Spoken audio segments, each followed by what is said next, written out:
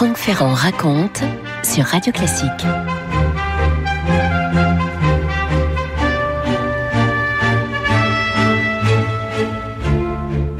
Nous sommes à Toulon le soir du 14 février 1855. Il fait pas beau à Toulon, hein. Il pleut avec un vent fort, il fait même assez frais. Temps inapproprié pour prendre la mer, mais après tout on est en février, et pourtant dans la rade au port militaire, un fleuron de la marine française s'apprête à larguer les amarres. Il fait déjà nuit ce soir du 14 février. Le navire en question, c'est une frégate de premier rang, frégate à 3 mâts, elle fait 54 mètres de long, 14 mètres de large avec une hauteur de mât de 55 mètres. Elle a été mise sur cale à Lorient quelques années plus tôt, cette Sémillante, c'est son nom, c'est assez prometteur. C'est donc une embarcation qui peut accueillir plus de 700 personnes et abriter 60 canons, avec une capacité de chargement de 1250 tonneaux. Tout ça pour vous dire que c'est un gros navire, tout simplement, qui n'a pas beaucoup navigué jusqu'à présent, et qui maintenant va donc servir à du transport de troupes. Il y aura à bord, certes, 380 marins, mais en plus des 380 marins, 393 soldats de l'armée de terre, officiers, sous-officiers, fantassins et artilleurs. La plupart ont une vingtaine d'années. Quelques minutes après les derniers adieux, la Sémillante quitte le port de Toulon, donc, et la voilà qui s'éloigne dans la nuit pour ce qui doit être un long voyage. En effet, cette frégate, vous avez retenu la date, on est en 1855, eh bien oui, elle doit rejoindre la Crimée pour apporter des vivres, des renforts humains, du matériel aux troupes françaises qui sont en guerre à l'époque contre l'Empire russe. Et notamment, on doit apporter des canons, des mortiers, de la poudre, etc. Bref, ça représente 400 tonnes de matériel. Ça fait près d'un an, puisque la guerre de Crimée a été lancée en mars 54. Ça fait presque un an que la France, le Royaume-Uni ont déclaré donc la guerre à la Russie qui se bat à l'époque contre l'Empire ottoman. Paris et Londres s'inquiètent que l'Empire ottoman ne devienne un vassal de l'Empire russe, ce qui donnerait à la Russie une puissance complètement considérable. Cet Empire ottoman, ça fait 2 siècles qu'on le surnomme l'homme malade de l'Europe. Il a déjà perdu beaucoup de territoires, dont certains au profit de la Russie. Il y a en toile de fond, il y a ce qu'on a appelé la querelle des lieux saints. Vous savez que depuis 1740, il y a un statu quo à Bethléem, en Palestine ottomane, qui consiste en un partage de la garde de la basilique de la Nativité entre les moines latins et les moines grecs orthodoxes. Mais en 1850, la France a eu l'idée de remettre en cause ce statu quo, et le tsar de l'époque, Nicolas Ier, a exigé du sultan le retour à l'accord de départ. Et finalement, le consul de Russie à Jérusalem a reçu l'ordre de quitter la ville, et le tsar a bien l'intention de prendre sa revanche, si je puis dire. Bref. Au début de cette guerre de Crimée, les combats tournent à l'avantage de l'Empire ottoman et de ses alliés. Seulement, l'armée russe leur inflige peu à peu à ces Ottomans une série de revers, et les revers en question sont subis également par les troupes alliées qui atteignent la Crimée à la fin de l'été 54. C'est le début du célèbre siège de Sébastopol, qui est un port d'attache de la marine russe sur la mer Noire, bien entendu.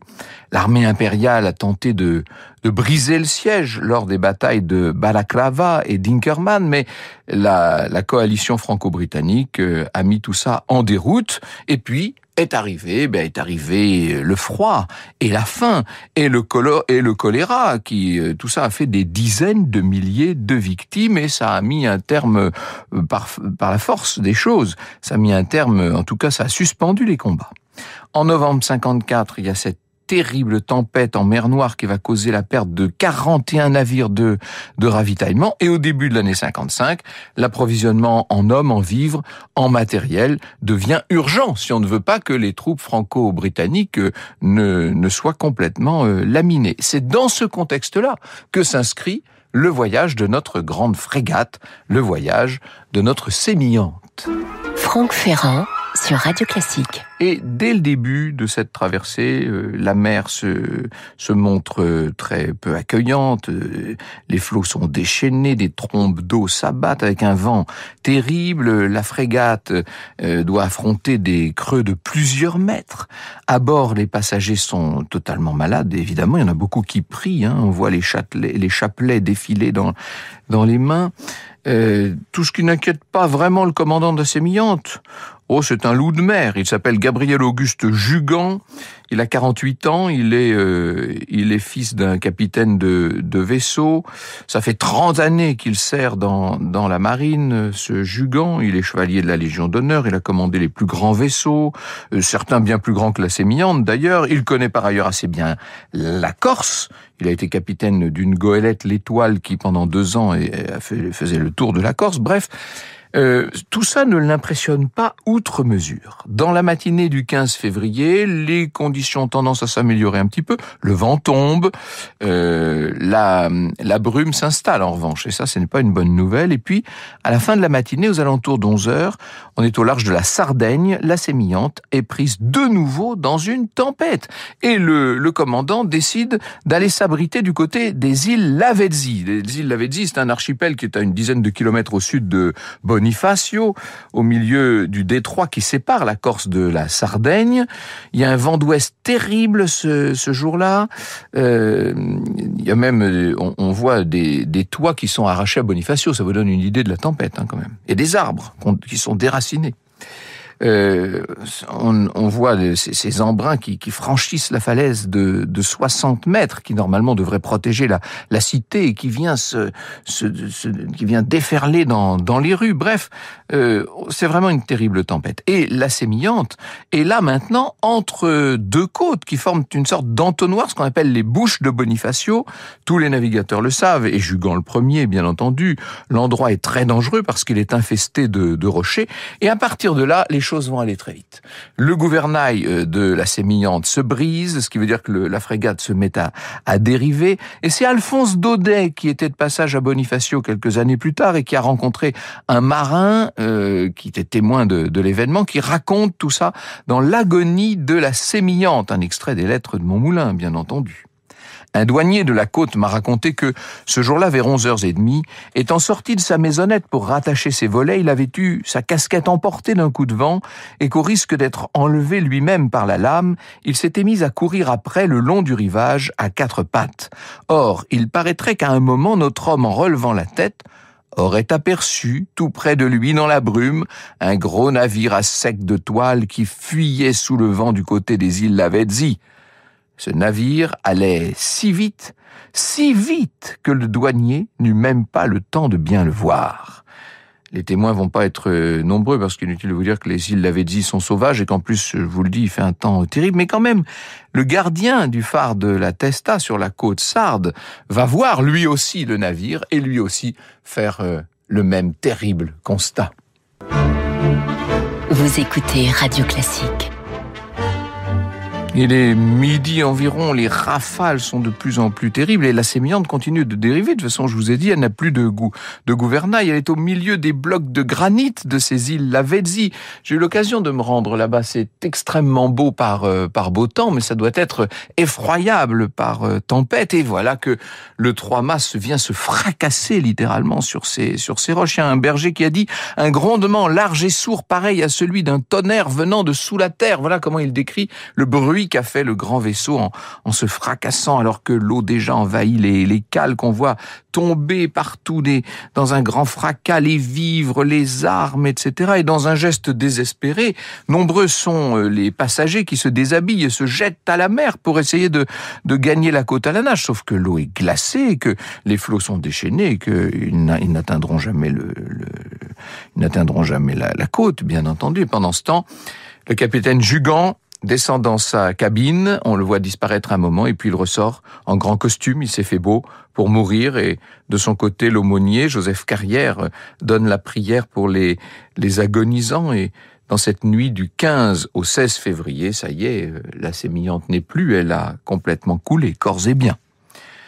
Et dans les heures qui suivent, on va voir les grèves. on va voir les rochers de ces îles Lavezzi se couvrir de débris, un chapeau, un sabre, des lambeaux, des morceaux de bois qui s'en vont comme ça à la dérive, tandis que les autorités envoient un certain nombre d'embarcations, notamment un aviso à vapeur qui s'appelle l'Averne, un bâtiment de l'État conçu pour l'escorte et la protection des côtes. On est en train de chercher s'il y aurait des survivants. Ce qu'on trouve surtout, ce qu'on pense surtout trouver, ce sont des dépouilles. Il y en a beaucoup qui ont du mal à imaginer le drame qui s'est déroulé ici, parce que évidemment, lorsque, je vous le dis, lorsqu'il fait beau, cet endroit est un véritable paradis. Il faut imaginer les petites criques de sable blanc, une eau qui est très particulière à cet endroit, qui est turquoise, presque un peu phosphorescente. C'est magnifique, c'est le paradis des oursins, des poulpes et des mérous. Pendant des jours, les vagues n'en vont pas moins charrier ce qui peut rester de la sémillante. On va retrouver le journal de bord, notamment, des morceaux de coque, enfin ce qu'on trouve généralement. Il y a même un morceau sur lequel il y a encore écrit le mot sémillante, c'était le nom du navire sur la coque. Et puis on commence à ramasser des corps, évidemment, dont certains sont en état de putréfaction, avec le visage tuméfié. Je cite de nouveau Alphonse Daudet. « Figurez-vous 600 cadavres en tas sur le sable, pêle-mêle, avec les éclats de bois et les lambeaux de toile, pauvre sémillante. La mer l'avait broyée d'un coup et si bien mise en miettes que tous ces débris, le berger Palombo n'a trouvé qu'à grand-peine de quoi faire une palissade autour de sa hutte. Quant aux hommes, presque tous défigurés, mutilés affreusement, c'était pitié de les voir accrochés les uns aux autres, par grappes.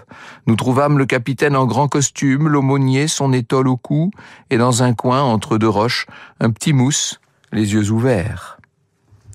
En renfort des marins, on va avoir des soldats qui ont la corvée de ramasser tous ces corps, de les enterrer le plus vite possible dans les cimetières les plus proches, celui d'Acciarino qui abrite 118 sépultures, celui de Fourcone, 124 sépultures avec une chapelle funéraire qui est toujours là.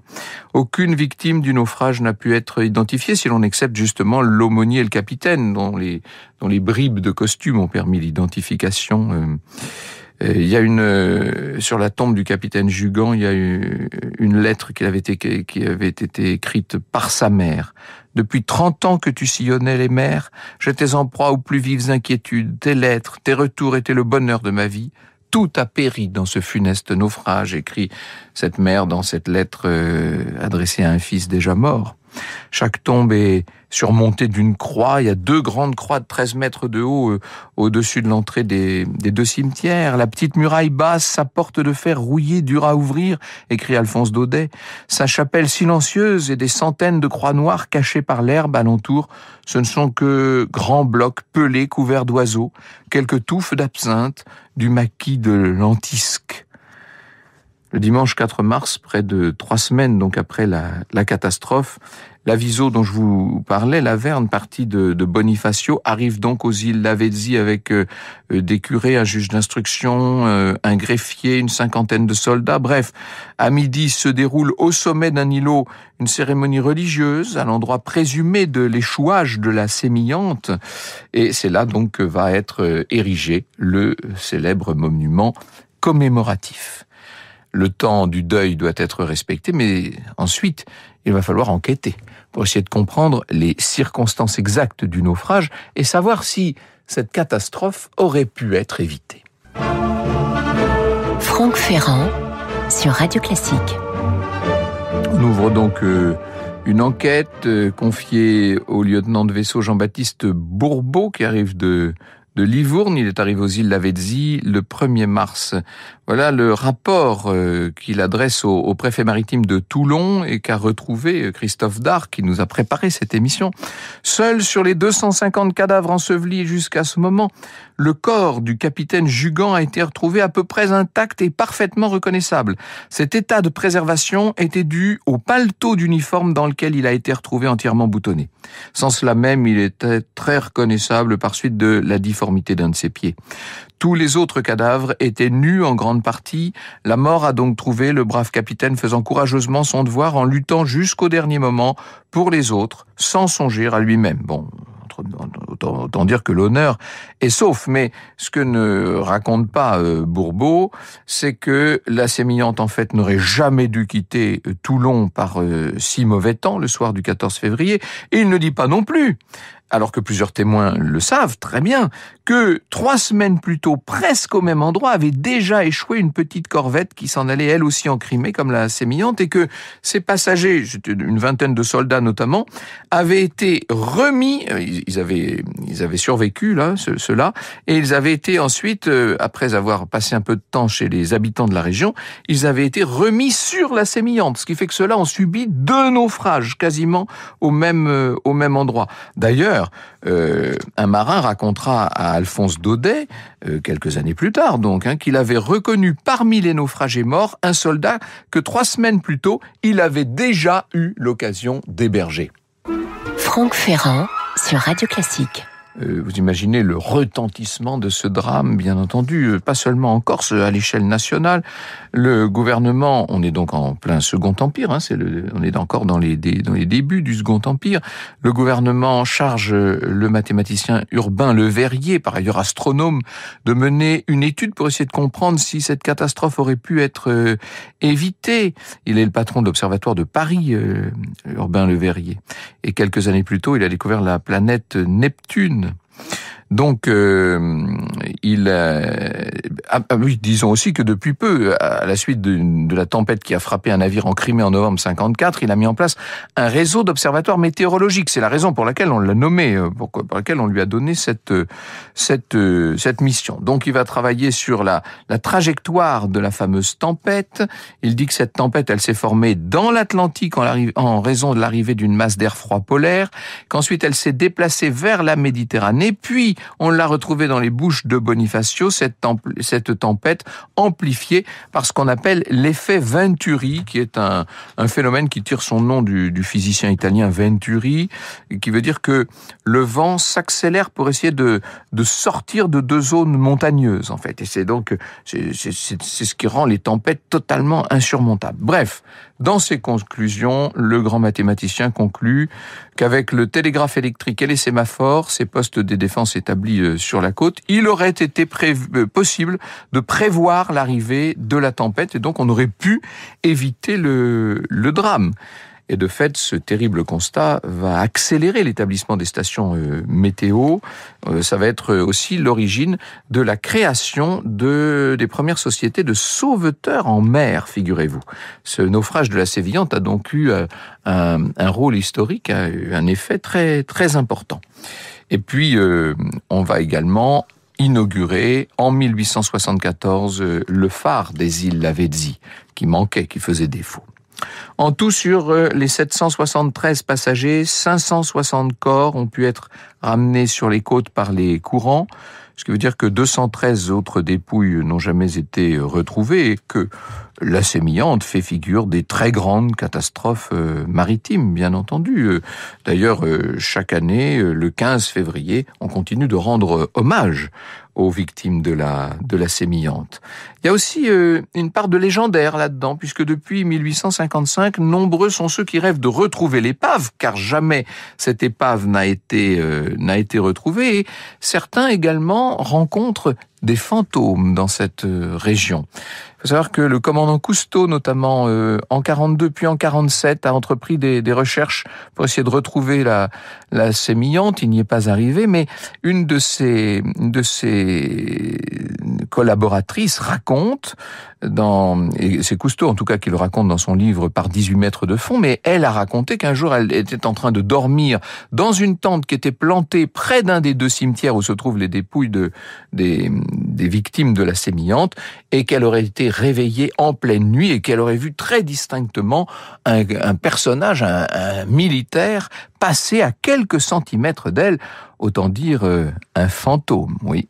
Ce drame a laissé, comme vous le voyez, une empreinte forte sur les imaginaires. Aujourd'hui encore, et malgré quelques débris qui ont été retrouvés lors de plongées sporadiques dans les années 50 et 60 notamment, aujourd'hui encore, on peut dire de l'épave de la Sémillante qu'elle demeure introuvable.